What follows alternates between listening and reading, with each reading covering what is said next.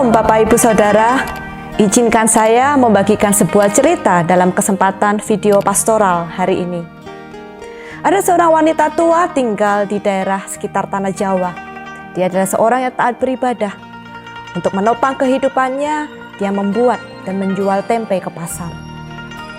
Seperti biasa, dia bersiap untuk ke pasar dan menjual tempenya. Tetapi hari itu adalah hari yang berbeda bagi dia. Karena ketika dia memeriksa tempe bungkusannya, dia mendapati bahwa ternyata tempe-tempe itu baru separuh jadi. Melihat hal itu, hatinya menjadi sedih karena dia berpikir bahwa dia tidak bisa menjual tempenya hari itu. Tetapi sebagai orang yang taat beribadah, dia teringat firman Tuhan yang mengatakan bahwa Tuhan bisa melakukan perkara yang ajaib.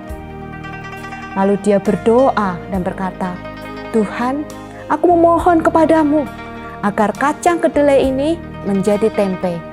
Amin." Setelah dia selesai berdoa, dia meyakini bahwa Tuhan akan menjawab dan mengabulkan doa yang dinaikkannya. Kembali dia memeriksa bungkusan tempenya dan yakin bahwa Tuhan sudah menjawab doanya. Tetapi ternyata dia hanya mendapati bahwa tempenya masih belum jadi. Dia termenung dan dia berpikir, mungkin dia kurang jelas berdoa kepada Tuhan. Sekali lagi dia berdoa dan berkata, "Tuhan, aku tahu bahwa tidak ada yang mustahil bagi Engkau. Bantulah aku menjual tempeku ini, karena dari sinilah aku mendapatkan uang untuk melanjutkan hidup." Setelah dia berdoa, dia kembali membuka bungkusan tempenya. Dan dia termangu, karena ternyata masih belum ada perubahan dari tempe yang masih setengah jadi itu. Sementara itu, hari semakin siang dan pasar sudah dikunjungi oleh banyak orang. Dia tetap beriman dan tidak kecewa dengan doanya yang belum terjawab. Dia terus beriman, berharap bahwa sesampainya di pasar, semua bungkusan tempenya akan masak sehingga dia dapat menjualnya. Setibanya di pasar, dia yakin betul bahwa tempenya sekarang pasti sudah masak. Dengan hati berdebar, dia membuka bungkusan tempenya dan mulai melihat isinya. Tapi sekali lagi dia mendapati bahwa ternyata tempenya masih belum jadi. Dengan hati kecewa, dia duduk saja tanpa memamerkan barang jualannya. Karena dia berpikir bahwa tidak akan ada orang yang akan membeli tempe yang baru separuh jadi.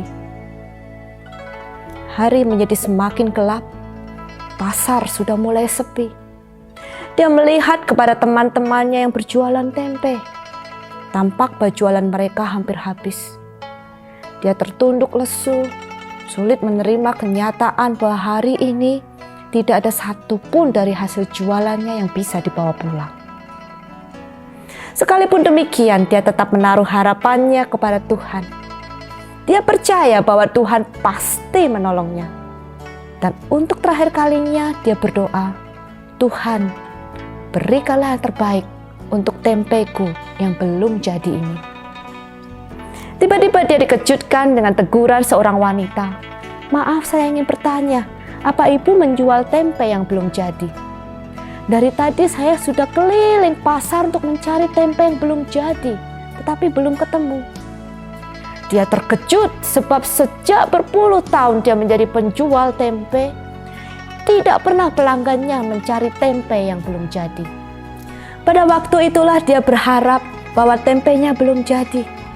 Kemudian dia membuka tempenya dan memang belum ada perubahan, dan ibu itu menjadi sangat senang sekali. Wanita itu pun memborong habis semua tempenya yang masih belum jadi itu. Dan sebelum wanita itu meninggalkan dia bertanya, "Ibu, mengapa membeli tempe yang belum jadi?" Wanita itu menceritakan bahwa sekarang anaknya ada di England dan ingin makan tempe dari desa. Karena harus dikirim ke sana, maka dia harus mengirim tempe yang masih setengah jadi. Sehingga nantinya setiba di sana akan menjadi tempe yang sempurna matangnya. Sebab kalau dia mengirim tempe yang sudah jadi, maka setibanya di sana sudah tidak enak rasanya dan baunya kurang sedap. Cerita sederhana ini mengajarkan kepada kita bahwa terkadang kita memaksakan kehendak kita kepada Tuhan ketika kita sedang berdoa. Dan ketika doa kita tidak dijawabnya, maka kita menjadi murung, kita menjadi tidak bersemangat, dan mungkin bahkan kita menjadi marah kepada Tuhan. Tapi dari cerita ini kita belajar bahwa Tuhan memiliki cara sendiri untuk mengabulkan doa kita. Tuhan mengetahui apa yang kita perlukan, dan Dia tahu apa yang terbaik di luar pemikiran kita.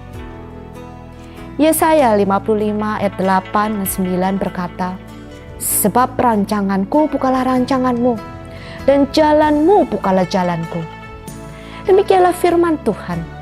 Seperti tingginya langit dari bumi, demikianlah tingginya jalanku dari jalanmu, dan rancanganku dari rancanganmu. Tuhan Yesus memberkati kita sekalian.